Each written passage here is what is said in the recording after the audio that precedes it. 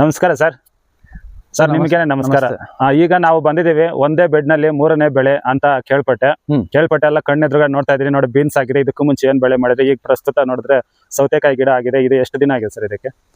ಇದಕ್ಕೆ ಸೌತೆಕಾಯಿ ವಿಚಾರಕ್ಕೆ ಬಂದಾಗ ಈಗ ಆಲ್ಮೋಸ್ಟ್ ಒಂದು ತಿಂಗಳ ಹತ್ರ ಆಗಿದೆ ಸರ್. ಇರ್ಲಿ, ಅದು ಆಮೇಲೆ ಬರೋಣ. ನೆಕ್ಸ್ಟ್ ಕ್ವಶನ್ ಏನಂದ್ರೆ, ಈಗ ರೈತರಿಗೆ ಹಣದ ಉಳಿತಾಯ, ಸಮಯದ ಉಳಿತಾಯ ಇವೆರಡು ಮುಖ್ಯ ಅಂತಾನೆ ಹೇಳ್ಬೋದು. ಯಾಕೆಂದ್ರೆ ಒಂದ್ ಬೆಳೆ ಮಾಡೋದಕ್ಕೆ ಫಸ್ಟ್ ಪ್ರಾರಂಭದಲ್ಲೇ ಇನ್ವೆಸ್ಟ್ ಮಾಡೋದಕ್ಕೆ ತುಂಬಾ ಖರ್ಚು ಬರುತ್ತೆ. ಉಳುಮೆ ಇರ್ಬೋದು, ನೆಕ್ಸ್ಟ್ ಗೊಬ್ಬರ, ಬೆಡ್ ಪ್ರಿಪರೇಷನ್, ಸಾಯಿಲ್ ಪ್ರಿಪರೇಷನ್, ಮಾರಿ ಗೂಟುಗಳು ರೆಡಿ ಮಾಡೋದು, ಇವೆಲ್ಲ ಉಳಿತಾಯ ಮಾಡೋದಕ್ಕೆ ಇದು ಒಳ್ಳೆ ಕಾನ್ಸೆಪ್ಟ್ ಅಂತ ಹೇಳೋದು. ಮೂರನೇ ಬೆಳೆ ಒಂದೇ ಬೆಡ್ ಅಲ್ಲಿ. ಇದು ಮೊದಲನೇ ಬೆಳೆ ಯಾವ ಬೆಳೆಗೆ ಮಾಡಿದ್ರೆ ಮಣ್ಣು ಪ್ರಿಪರೇಷನ್ಗೆ ಏನು ವಿಧಾನ ಅನುಸರಿಸಿದ್ರೆ ಎಲ್ಲ ಮಾಹಿತಿ ಕೊಡ್ಬೇಕು ಸರ್. ಈಗ ಕೃಷಿಯಲ್ಲಿ ಬಂದಾಗ ಏನಪ್ಪಾ ಆಗುತ್ತೆ ಅಂತ ಹೇಳಿದ್ರೆ, ಪ್ರತಿಯೊಬ್ರು ಒಂದು ಕೃಷಿಯಲ್ಲಿ ಇಂಟ್ರೆಸ್ಟ್ ಅನ್ನೋದು ತೋರಿಸ್ತಾರೆ. ತೋರಿಸೋ ಟೈಮಲ್ಲಿ ಏನಾಗುತ್ತೆ ಅಂತ ಹೇಳಿ ಒಂದು ಬೆಳೆ ಮಾಡಿರ್ತಾರೆ. ಬೆಳೆ ಮಾಡಿದ ತಕ್ಷಣ ಒಬ್ಬೊಬ್ಬರಿಗೆ ಸಕ್ಸಸ್ ಸಿಗೋದಿಲ್ಲ. ಸೊ ಅದಾದ್ಮೇಲೆ ಕೆಲವೊಬ್ಬರಿಗೆ ಫಸ್ಟ್ ಬೆಳೆಯಲ್ಲೇ ಸಕ್ಸಸ್ ಸಿಗಬಹುದು. ಸೊ ಹಾಗೆ ಯೋಚನೆ ಮಾಡ್ಬೇಕಂತ ಹೇಳಿದ್ರೆ, ಕೃಷಿಯಲ್ಲಿ ಒಂದು ಉಳಿತಾಯದ ಬಗ್ಗೆ ಯೋಚನೆ ಮಾಡ್ಬೇಕು. ನಾವ್ ಯಾವ್ದ್ರಲ್ಲಿ ಉಳಿತಾಯ ಮಾಡಿದ್ರೆ ನಮ್ಗೆ ವರ್ತ್ ಆಗುತ್ತೆ ಅಂತ ಯೋಚನೆ ಮಾಡ್ಬೇಕು. ಅದರಲ್ಲಿ ಪ್ರಮುಖವಾಗಿ ತಗೊಂಡಾಗ ಈಗ ಒಂದು ಬೆಳೆ ಒಂದು ಬೆಡ್ ಪ್ರಿಪರೇಷನ್ ಅಂತ ಚೆನ್ನಾಗಿ ಮಾಡಿದಾದ್ಮೇಲೆ ಅದು ಆ ಬೆಡ್ ನ ಒಂದೇ ಬೆಳೆಗೆ ಸೀಮಿತ ಮಾಡ್ಕೊಬಾರ್ದು. ಒಂದೇ ಬೆಳೆಗೆ ಸೀಮಿತ ಮಾಡ್ಕೊಂಡಾಗ ಏನಾಗುತ್ತಪ್ಪ ಅಂತ ಹೇಳಿದ್ರೆ, ಈಗ ಈ ಸ್ಟ್ರಕ್ಚರ್ ಮಾಡಿರ್ತಾರೆ ಅನ್ಕೊಳ್ಳಿ, ಈ ಬೆಳೆ ಮುಗಿದಿದ ತಕ್ಷಣ ಮತ್ತೆ ಕಡ್ಡಿ ತೆಗಿಬೇಕು, ಮತ್ತೆ ಈ ಸ್ಟ್ರಕ್ಚರ್ ಮಾಡಬೇಕು, ಇದೆಲ್ಲ ಮಾಡಬೇಕು, ಮತ್ತೆ ಉಳುಮೆ ಮಾಡಬೇಕು, ಈ ರೀತಿ ಮತ್ತೆ ಮೂಟೆ ಗೊಬ್ಬರಗಳು ಕೊಡಬೇಕು, ಇದೆಲ್ಲ ಒಂದು ಮಾಡ್ಬೇಕಾಗ್ತದೆ. ಸೊ ಒಂದು ಸರ್ತಿ ನೀವು ಏನಾದ್ರು ಒಂದೇ ನೀಟಾಗಿ ಒಂದ್ ಸ್ವಲ್ಪ ಗೊಬ್ಬರ, ಕೊಟ್ಟಿಗೆ ಗೊಬ್ಬರ ಏನಿರ್ತದೆ ಇದನ್ನೆಲ್ಲ ಚೆನ್ನಾಗಿ ಕೊಟ್ಟು ರೆಡಿ ಮಾಡಿದ್ದೆ ಆದ್ರೆ ಬೆಡ್ ಮೂರನೇ ಬೆಳೆ ತೆಗಿಬಹುದು. ಇದಕ್ಕೆ ಉದಾಹರಣೆ ಹೇಳ್ಬೇಕಂತ ಹೇಳಿದ್ರೆ, ನನ್ನ ಚಾನಲ್ ಅಲ್ಲಿ ಆಲ್ಮೋಸ್ಟ್ ಇದೆ, ನೀವು ನೋಡಿರ್ತೀರಾ. ಫಸ್ಟ್ ಸೇವಂತಿಗೆ ಬೆಳೆ ಮಾಡಿದೆ. ಸೇವಂತಿಗೆ ಬೆಳೆ ಮಾಡಿದಾಗ ಏನ್ ಮಾಡಿದ್ರೆ, ಕೊಟ್ಟಿಗೆ ಗೊಬ್ಬರ ಕೊಟ್ಟು ಮಲ್ಚಿಂಗ್ ಮಾಡಿ ನೀಟಾಗಿ ಮಾಡಿದ್ದೆ. ಸೇವಂತಿಗೆ ಬೆಳೆ ಮಾಡಿದಾದ್ಮೇಲೆ ಏನಂತ ಹೇಳಿದ್ರೆ, ಸೇವಂತಿಗೆ ಬೆಳೆ ಬೇರೆಗಳು ಬಿಟ್ಟಿರ್ತದಲ್ಲ, ಸೊ ಪೇಪರ್ನ ಕಿತ್ತೋವಾಗ ಪೇಪರ್ ನಿಲ್ಲೋದಿಲ್ಲ. ಸೊ ಅದಕ್ಕೆ ಏನ್ ಮಾಡಿದ್ರೆ, ಪೇಪರ್ನ ಸೆಂಟರ್ಗೆ ತೆಗೆದಿದ್ದಾದ ನಂತರ ಸೇವಂತಿಗೆ ಬೆಳೆ ಎಲ್ಲ ಕಿತ್ತಾಕಿ ಅದಾದ್ಮೇಲೆ ಬೀನ್ಸ್ ಮಾಡಿರ್ತೀನಿ. ಬೀನ್ಸ್ ಬೆಳೆ ಮಾಡಿರೋದಕ್ಕೆ ನಿಮ್ಗೆ ಒಂದು ಇದು ಬೇಕಂತ ಹೇಳಿದ್ರೆ, ಪ್ರೂಫ್ ಬೇಕಂದ್ರೆ ನೀವು ಇಲ್ಲಿ ಗಮನಿಸಬಹುದು. ಈ ಟೈನ್ ಹಾಕಿರೋದು ಇದೆಲ್ಲ ನೀವು ಇಲ್ಲಿ ಗಮನಿಸ್ತಾ ಇರ್ಬೋದು. ಇದು ಬಂದು ಬೀನ್ಸ್ ಬೆಳೆ.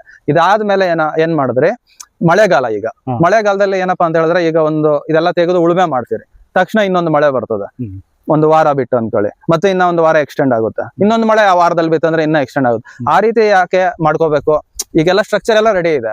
ಸೊ ಒಂದ್ ಸ್ವಲ್ಪ ಬೆಡ್ಗೆ ಒಂದ್ ಸ್ವಲ್ಪ ಏನಾದ್ರು ಸ್ವಲ್ಪ ಗೊಬ್ಬರ ಏನಾದ್ರು ಕೊಟ್ಬಿಟ್ಟು ಇನ್ನೊಂದ್ ಬೆಳೆ ಇಟ್ಬಿಟ್ರೆ ಆಟೋಮೆಟಿಕ್ ಆಗಿ ಇವಾಗ ಸೌತೆಕಾಯಿ ವಿಚಾರಕ್ಕೆ ಬಂದಾಗ 40 ದಿನಕ್ಕೆ ಶಾಂಪಲ್ ಸ್ಟಾರ್ಟ್ ಆಗುತ್ತೆ.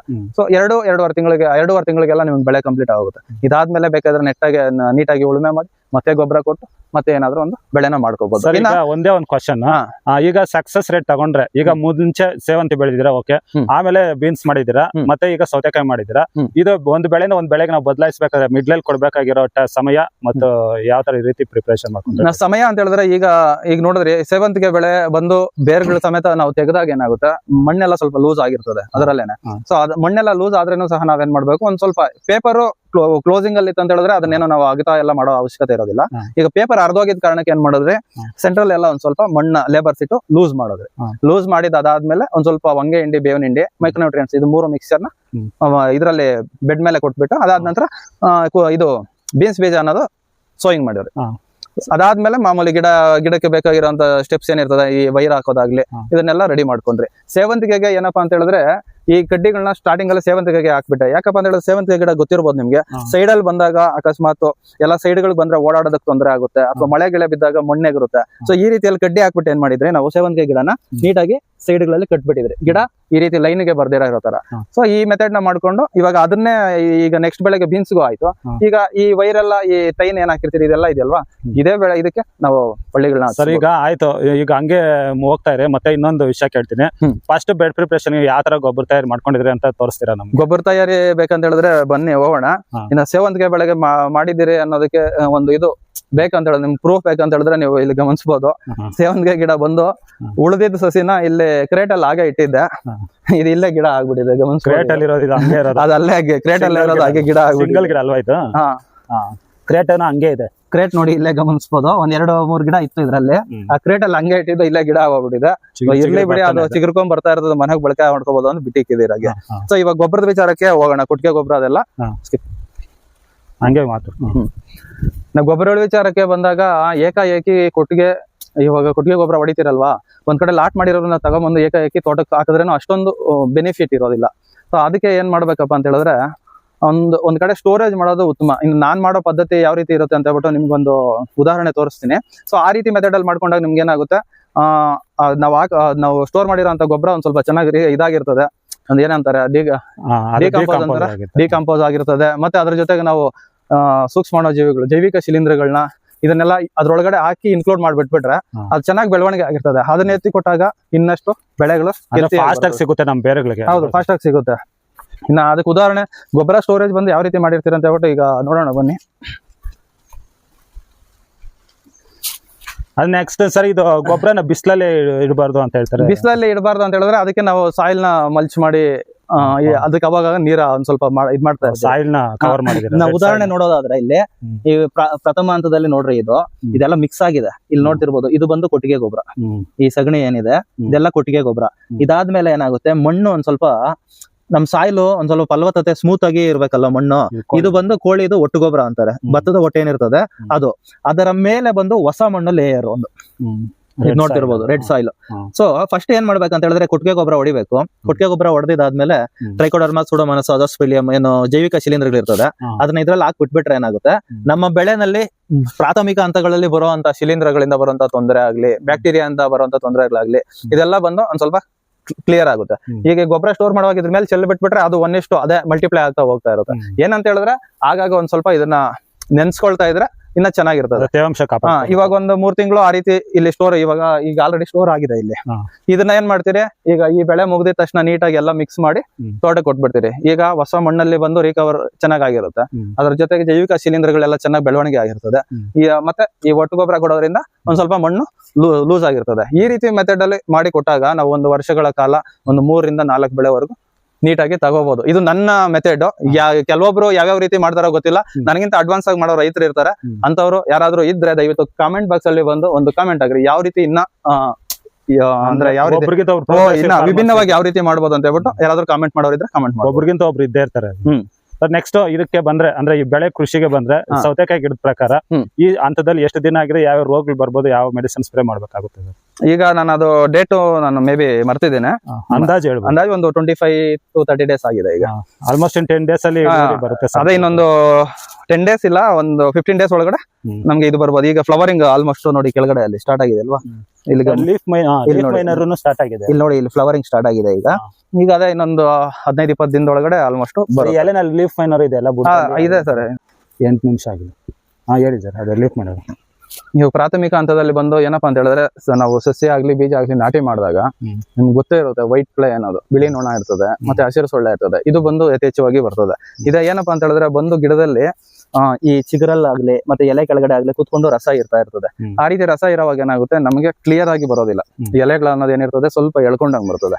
ಸೊ ಆ ಟೈಮಲ್ಲಿ ಒಂದು ಪ್ರಾಥಮಿಕ ಹಂತದಲ್ಲಿ ಸಿಂಪಲ್ ಸ್ಪ್ರೇ, ಈಗ ಮೋಡ ವಾತಾವರಣ ಇದೆ, ಒಂದು ಫಂಗಿಸೈಡ್ ರೆಡಮಿಲ್ ಗೋಲ್ಡ್ ಇದೆಯಲ್ವಾ, ಸೊ ನೀವು ಅದರಲ್ಲಿ ನೀವು ಗಮನಿಸೋದಾದ್ರೆ ಒಂದು ಸಿಸ್ಟಮ್ಯಾಟಿಕ್ ಫಂಗಿಸೈಡ್ ಇರ್ತದೆ, ಒಂದು ಕಾಂಟ್ಯಾಕ್ಟ್ ಫಂಗಿಸೈಡ್ ಇರ್ತದೆ. ಬೇಸಿಕ್ ಸ್ಪ್ರೇ ಆಗಿ ರೆಡಮಿಲ್ ಗೋಲ್ಡ್ ಜೊತೆಗೆ ಅಸಿಟಮಪ್ರೈಡ್, ಅದು ಅದ್ರ ಜೊತೆಗೆ ನಿಮ್ಗೆ ಏನಾದ್ರು ಮಳೆ ವಾತಾವರಣ ಇಲ್ಲ, ತೇವಾಂಶ ಕಡಿಮೆ ಇದೆ ಅಂತಂದ್ರೆ ಟಾನಿಕ್ ಒಂದು ಹಾಕೊಂಡು ಒಂದು ಸಿಂಪಲ್ ಸ್ಪ್ರೇ ಕೊಟ್ಟಾಗ, ಸ್ಟಾರ್ಟಿಂಗ್ ಅಲ್ಲಿ 1-2 ಸ್ಪ್ರೇ ಅದನ್ನೇ ಕೊಟ್ಕೊಂಡ್ರೆ ಸಾಕು, ಒಂದು 5 ದಿನ ಅಥವಾ 6 ದಿನ ಅಂತರದಲ್ಲಿ ಸ್ಟಾರ್ಟಿಂಗ್ ಅಲ್ಲಿ. ಅದಾದ ನಂತರ ನಿಮ್ಗೆ ಏನಾಗುತ್ತೆ, ನೀವು ನೋಡಿದ್ರೆ ಗಮನಿಸಿದ್ರಲ್ವಾ, ಲೀಫ್ ಮೈನರ್ ರಂಗೋಲಿ ಅನ್ನೋದೇನಿರ್ತದೆ, ಹಾವಿನ ಎಡೆ ಅಂತಾರೆ, ಇಲ್ಲಿ ನೋಡ್ತಿರ್ಬೋದು, ಇಲ್ಲಿ ಗಮನಿಸಬಹುದು. ಈ ರೀತಿ ಇದು. ಆಮೇಲೆ ನೆಕ್ಸ್ಟ್ ಸ್ಟೆಪ್ ಅಲ್ಲಿ ಇದು ಸ್ಟಾರ್ಟ್ ಆಗುತ್ತೆ. ಇದಕ್ಕೆ ಏನಪ್ಪಾ ಅಂತ ಹೇಳಿದ್ರೆ, ನಾರ್ಮಲ್ ಆಗಿ ಕಡಿಮೆ ಇದ್ದಾಗ ಬೇಕಾದ್ರೆ ನೀವು ರಾಮೆಕ್ ಅಂತ ಬರುತ್ತೆ. ರಾಮೆಕ್ ಅಂತ ಹೇಳಿದ್ರೆ ಅಬಾಮೆಕ್ಟಿನ್, ಅಬಾಸಿನ್ ಈ ರೀತಿ ಎಲ್ಲ ಬರ್ತದಲ್ವಾ. ಸೊ ಈ ಕೆಮಿಕಲ್ ನ ಬಂದು 1 ml 1 ಲೀಟರ್ಗೆ ಹಾಕೊಂಡು, ಜೊತೆಗೆ ಏನಾದ್ರು ಒಂದು ಫಂಗಿಸೈಡ್ ಹಾಕೊಂಡು, ಸ್ಯಾಪ್ ಆಗ್ಲಿ ರೆಡಮಿಲ್ ಗೋಲ್ಡ್ ಆಗ್ಲಿ ಯಾವ್ದಾಗ್ಲಿ ಕೊಡ್ಬೋದು. ಇದಿಷ್ಟು ಒಂದು ಬೇಸಿಕ್ ಆಗಿ ಒಂದು 20 ದಿನ ಈ ಟೈಮ್ಗೆ ಸಾಕಾಗುತ್ತೆ. ಇದಾದ್ಮೇಲೆ ಏನಂತ ಹೇಳಿದ್ರೆ, ಇನ್ನೊಂದ್ ಸ್ವಲ್ಪ ಅಕ್ಕಪಕ್ಕದಲ್ಲಿ ಅಥವಾ ಹಳೆ ಗಿಡಗಳು ಇರ್ತವೆ, ಸೇವಂತಿಗೆ ಗಿಡ ಆಗ್ಲಿ ಏನಾದ್ರು ಹಳೆ ಗಿಡಗಳಿದ್ರೆ ಥ್ರಿಪ್ಸ್ ಇರ್ತದಲ್ಲ, ಥ್ರಿಪ್ಸ್ ಅವಳಿ ಸ್ಟಾರ್ಟ್ ಆಗುತ್ತೆ. ಥ್ರಿಪ್ಸ್ ಬಂದಾಗ ಮೂಲವಾಗಿ ಬಂದು ಕೆಲವೊಂದು ಬೆಳೆಗಳಲ್ಲಿ ಎಲೆಗಳ ಹಿಂದ್ಗಡೆ ಜಾಸ್ತಿ ಕಾಣಿಸ್ಕೊಳ್ತದೆ. ಸೊ ಇದ್ರಲ್ಲೂ ಇದೆ, ಈಗ ನೋಡಿ ಒಂದೊಂದು ಓಡಾಡ್ತಾ ಇದೆ. ಬಟ್ ಅಷ್ಟು ಥ್ರಿಪ್ಸ್ ನೆಲ್ಲ ಜೂಮ್ ಮಾಡೋಷ್ಟು ಕ್ಯಾಮ್ರಾಗಳು ಇಲ್ಲಿ ಇರಲ್ಲ, ಬಟ್ ಇರ್ತದೆ ಥ್ರಿಪ್ಸ್ ನೋಡಿ, ಅದ್ರಲ್ಲಿ ಇರ್ತದೆ. ಜೊತೆಗೆ ಏನಪ್ಪಾ ಅಂತ ಹೇಳಿದ್ರೆ, ಈ ಚಿಗುರು ಏನಿರ್ತದೆ ನೋಡಿ, ಈ ಚಿಗುರು ಒಳಗಡೆ ಇರ್ತದೆ ಥ್ರಿಪ್ಸ್. ಸೊ ನೆಕ್ಸ್ಟ್ ಸ್ಟೆಪ್ ಅಲ್ಲಿ ಬಂದು ಇದನ್ನ ಒಂದ್ ಸ್ವಲ್ಪ ಹತೋಟಿಗೆ ತಗೊಂಡ್ಬರ್ಬೇಕು. ಸೊ ಇದೊಂದಾಯ್ತು. ಥ್ರಿಪ್ಸ್ ವಿಚಾರಕ್ಕೆ ಬಂದಾಗ ನಿಮ್ಗೆ ಗೊತ್ತಿರುತ್ತೆ, ಬೇಕಾದಷ್ಟು ಔಷಧಿಗಳಿವೆ, ಇಂಥವು ಅಂತ ಹೇಳೋ ಅವಶ್ಯಕತೆ ಏನಿಲ್ಲ. ಥ್ರಿಪ್ಸ್ಗೆ ಏನಾದ್ರು ಒಂದು ಸ್ಪ್ರೇ ಮಾಡ್ಕೊಬೇಕಾಗುತ್ತೆ. ಅದನ್ನ ಬಿಟ್ಟಾಗ ಇನ್ನ ಕಾಯಿ ಹಂತಕ್ಕೆ ಬಂದಾಗ ಊಜಿ ಕಾಟ ತುಂಬಾ ಇರುತ್ತೆ. ಇನ್ನು ನಂದು ಇವಾಗ ಸ್ಟಾರ್ಟ್ ಆಗ್ತಾ ಇದೆಯಲ್ವಾ, ಈಗ ಬಂದು ಊಜಿ ಟ್ರಾಪ್ಸ್ ನ ತಗೊಂಡ್ಬಂದು ಕಟ್ತೀನಿ. ಜೊತೆಗೆ ಏನಂತ ಹೇಳಿದ್ರೆ, ಈ ಅಲಿಕಾ ಈ ತರ ಒಂದ್ ಸ್ವಲ್ಪ ಸ್ಮೆಲ್ ಇರುವಂತ ಔಷಧಿನ ಒಂದ್ ಸ್ವಲ್ಪ ಕೊಡ್ತಾ ಇದ್ರೆ ಊಜಿ ಕಂಟ್ರೋಲ್ ಅಲ್ಲಿ ಇರ್ತದೆ. ಇನ್ನ ಇದರಲ್ಲಿ ಬಂದು ಬೂದಿ ರೋಗ ಸಾಮಾನ್ಯವಾಗಿ ಜಾಸ್ತಿ ಕಾಣಿಸ್ಕೊಳುತ್ತಲ್ವಾ, ವಾತಾವರಣ ಏರ್ಪೇರ್ ಈಗ ನೋಡಿ, ಈಗ ಮೋಡ ವಾತಾವರಣ ಇದೆ, ಮಧ್ಯಾಹ್ನಕ್ಕೆ ಬಿಸಿಲು ಬರುತ್ತೆ, ಸಂಜೆಗೆ ಮಳೆ ಬರ್ತಾ ಇದೆ. ಯಾವ ರೀತಿ ಇದನ್ನ ಗೆಸ್ ಮಾಡಕ್ ಆಗೋದಿಲ್ಲ. ಸೊ ಈ ಟೈಮಲ್ಲಿ ಏನಂದ್ರೆ ಬೂದಿ ರೋಗ ಆಗ್ಲಿ ಆ ತರದ್ದೆಲ್ಲ ಬಂದಾಗ ಒಂದ್ ಸ್ವಲ್ಪ ಬೇಕಾಗಿರುವಂತ ಔಷಧಿ ಮಿಸ್ಟರ್ ಟಾಪ್ ಮತ್ತೆ ನೇಟಿವ್ ಯಾವ್ಯಾವ ಬೂದಿ ರೋಗ ಬೇಜಾನ್ ಇದಾವೆ. ನಾವು ಅಡ್ವಾನ್ಸ್ ಆಗಿ ಸ್ಪ್ರೇ ಮಾಡ್ಕೊಂಡ್ರೆ ಅಂದ್ರೆ ಪ್ರಿವೆಂಟಿವ್ ಸ್ಪ್ರೇ ಮಾಡ್ಕೊಬೇಕು. ಬಂದ ಮೇಲೆ ಸ್ಪ್ರೇ ಮಾಡೋದಕ್ಕಿಂತ ಉತ್ತಮ ಪ್ರಿವೆಂಟಿವ್ ಸ್ಪ್ರೇ ಅಂತ ಹೇಳ್ಬಿಟ್ಟು ಹೇಳ್ತಾರೆ. ಇವಾಗ ಈಗ ಈ ಹಂತದಲ್ಲಿ ನೋಡಿ, ವಾತಾವರಣ ಚೇಂಜ್ ಆದಾಗ ಒಮ್ಮೆ ಕೊಟ್ಟು ಬಿಟ್ರೆ ಆ ಶಿಲೀಂಧ್ರ ಬೆಳೆಯೋದು ಅಲ್ಲಿಗೆ ಸ್ಟಾಪ್ ಆಗಿರುತ್ತೆ. ಇವಾಗ ಒಂದ್ಸಲಿ ಸ್ಟಾರ್ಟ್ ಆದ್ಮೇಲೆ ನಾವು ಸ್ಪ್ರೇ ಮಾಡಕ್ ಸ್ಟಾರ್ಟ್ ಮಾಡಿದ್ರೆ ಒಂದೊಂದ್ಸರ್ತಿ ಕಂಟ್ರೋಲ್ ಬರೋದಿಲ್ಲ. ಸೊ ಇದನ್ನ ಒಂದ್ ಸ್ವಲ್ಪ ಗಮನದಲ್ಲಿ ಇಟ್ಕೊಬೇಕು. ಇನ್ನ ಊಜಿ ಇದೆಲ್ಲ ಆದ್ಮೇಲೆ ಇನ್ನು ಬಂತೆ ಅಂತ ಹೇಳಿದ್ರೆ ಇದಕ್ಕೆ ನಿಮ್ಗೆ ಗೊತ್ತಿರುತ್ತೆ, ಕ್ಯುಕ್ರಿಬಿಟ್ ಫ್ಯಾಮಿಲಿನಲ್ಲಿ ಇದು ಬರ್ತದೆ, ಏನು ಗ್ರೀನ್ ಮಾರ್ಟಲ್ ವೈರಸ್ ಅಂತ, ಎಲೆ ಮತ್ತೆ ಚಿಗುರು ಸಿಂಕ್ ಆಗುವಂಥದ್ದು, ಆ ರೀತಿ ಚಾನ್ಸಸ್ ಇರ್ತದೆ. ಆ ಟೈಮಲ್ಲಿ ಈ ಬಯೋಸ್ಟಿಮ್ಯುಲೇಟ್ ಪರ್ಫೆಕ್ಟ್ ಆಗ್ಲಿ, ಜಿಯೋ ಲೈಫ್ ಅವ್ರದ್ದು ನೋ ವೈರಸ್, AG4 ಈ ತರದ್ ಯಾವ್ದಾದ್ರು ಒಂದು ಸ್ಪ್ರೇ ಕೊಟ್ಟಿದ್ರೆ ಅದನ್ನ ನೀವು ಹತೋಟಿಯಲ್ಲಿ. ಆಮೇಲೆ ಮೈಕ್ರೋ ನ್ಯೂಟ್ರಿಯೆಂಟ್ಸ್ ಏನಾದ್ರು ಕೊಡ್ಬೇಕಾಗುತ್ತೆ. ಮೈಕ್ರೋ ನ್ಯೂಟ್ರಿಯೆಂಟ್ಸ್ ಇವಾಗ ನಿಮ್ಗೆ ಗೊತ್ತೇ ಇರುತ್ತೆ, ಬಳ್ಳಿ ಜಾತಿ ಬೆಳೆಗಳಿಗೆಲ್ಲ ಮೈಕ್ರೋ ನ್ಯೂಟ್ರಿಯೆಂಟ್ಸ್ ಪ್ರಮುಖ ಪಾತ್ರ ವಹಿಸುತ್ತೆ. ಮೈಕ್ರೋ ನ್ಯೂಟ್ರಿಯೆಂಟ್ಸ್ ಬಂದು ನೀವು ಸ್ಟಾರ್ಟಿಂಗ್ ಹಂತದಲ್ಲಿ ಬಂದು ಯೂಮಿಕ್ ಆಸಿಡ್ ಅಲ್ಲಿ ಕೊಡ್ತಿರಲ್ವಾ, ಕೆಲವೊಂದರಲ್ಲಿ ಬಂದು ಮೈಕ್ರೋನ್ಯೂಟ್ರಿಯೆಂಟ್ಸ್ ಮಿಕ್ಸ್ ಇರೋದು ಬರುತ್ತೆ. ಯೂಮಿಕ್ ಆಸಿಡ್ ಇಲ್ಲ ಬರೀ ಯೂಮಿಕ್ ಫಲ್ವಿಕ್ ಆಸಿಡ್ ಅಂತಾನೆ ಬರ್ತದೆ. ಸೊ ಅದನ್ನ ಸ್ಟಾರ್ಟಿಂಗ್ ಹಂತದಲ್ಲಿ ಕೊಡಬೇಕು. ಅದಾದ್ಮೇಲೆ ಸ್ವಲ್ಪ ಬೆಳವಣಿಗೆಗೆ ಬಂದು 19 ಹಾಲು, ಅದಾದ್ಮೇಲೆ ನಿಮ್ಗೆ 1261 ಬರುತ್ತೆ. ಅದಾದ್ಮೇಲೆ ಬಂದು ಮೈಕ್ರೋನ್ಯೂಟ್ರಿಯೆಂಟ್ಸ್ ನಿಮ್ಗೆ almost zinc, boron, magnesium, manganese ಈ ತರ ಕಂಟೆಂಟ್ ಇರೋದು ಕೆಲವೊಂದು ಕಂಪ್ನಿಗಳು ಕೆಲವೊಂದ್ ತರ ಪ್ರಾಡಕ್ಟ್ಗಳು ಇರ್ತವೆ. ಸೊ ನಮಗೆ ಇಲ್ಲಿ ಬಂದು ಮಿಂಗಲ್ ಪ್ಲಸ್ ಇದೆ, ಬ್ರಿಕ್ಸಿಲ್ ಪ್ಲಸ್ ಇದೆ, KMS ಈ ತರ ಯಾವ್ದಾದ್ರು ಯೂಸ್ ಮಾಡ್ಕೊಬಹುದು. ಇದೇ ಅದೇ ಅಂತ ನಾವು ಪರ್ಟಿಕ್ಯುಲರ್ ಆಗಿ ಹೇಳಕ್ಕಾಗಲ್ಲ. ಲಘು ಪೋಷಕಾಂಶ ಆಗಾಗ ಸ್ವಲ್ಪ ಕೊಡ್ಬೇಕು. ಈಗ ಸೌತೆಕಾಯಿ ಸಣ್ಣ ಚಿಕ್ಕ ಪಿಂದೆನಲ್ಲೇನೆ ಕಾಯಿ ಹಿಂಗೆ ಬೆಂಡ್ ಆಗ್ಬಿಡುತ್ತಲ್ಲ, ಕಾರಣ ಏನು? ಬೆಂಡ್ ಆಗೋದಕ್ಕೆ ಕಾರಣ ಅಂತ ಹೇಳಿದ್ರೆ, ಈಗ ಊಜಿ ಕಚ್ಚಿದ್ರೆ ಏನಾಗುತ್ತೆ ಅಂತ ಹೇಳಿದ್ರೆ ಅಲ್ಲಿ ಒಂದ್ ಸ್ವಲ್ಪ ತೊಂದರೆ ಆಗುತ್ತೆ. ಊಜಿ ಕಚ್ಚಿದ್ದ ಜಾಗದಲ್ಲಿ ಏನ್ ಮಾಡ್ತದೆ, ಅದು ಮೊಟ್ಟೆಗಳನ್ನೆಲ್ಲ ಇಟ್ಟಿರ್ತದೆ. ಸೊ ಅಲ್ಲಿ ಬಂದು ಆ ಪರ್ಟಿಕ್ಯುಲರ್ ಏರಿಯಾದಲ್ಲಿ ಒಂಥರ ಓಲ್ ತರ ಮಾಡಿರ್ತದಲ್ಲ, ಅಲ್ಲಿ ಬಂದು ಹುಳ ಉತ್ಪತ್ತಿ ಆಗಿರ್ತದೆ, ಅದೊಂದು ತೊಂದರೆ ಬರುತ್ತೆ. ಅದು ಬಿಟ್ರೆ ಇನ್ನ ರೋಗದಿಂದ ಏನಾದ್ರು ಬಂದ್ರೆ ಇನ್ನ ಇದ್ರಲ್ಲಿ ಯಾವ್ದಾದ್ರು ಫಂಗಿಸೈಡ್ಸ್ ಅಲ್ಲಿ ಇದ್ ಮಾಡ್ಕೋಬೇಕಾಗುತ್ತೆ. ನಾನು ನಿಮ್ ಪ್ರಕಾರ ಸೌತೆಕಾಯಿ ಬೆಳೆ ಅಂದ್ರೆ ಎಲ್ಲ ತಿಳ್ಕೊಂಡ್ ಮಾಡಿದ್ರೆ ಇದಷ್ಟು ಈಸಿ ಯಾವ್ದಿರೋದಿಲ್ಲ. ತಿಳ್ಕೊಂಡಿರ ಮಾಡಿದ್ರೆ ಇದ್ರಲ್ಲಿ ಅಂದ್ರೆ ಬೇಗನೆ ಕ್ರಾಪ್ ಎಂಡ್ ಆಗುತ್ತೆ.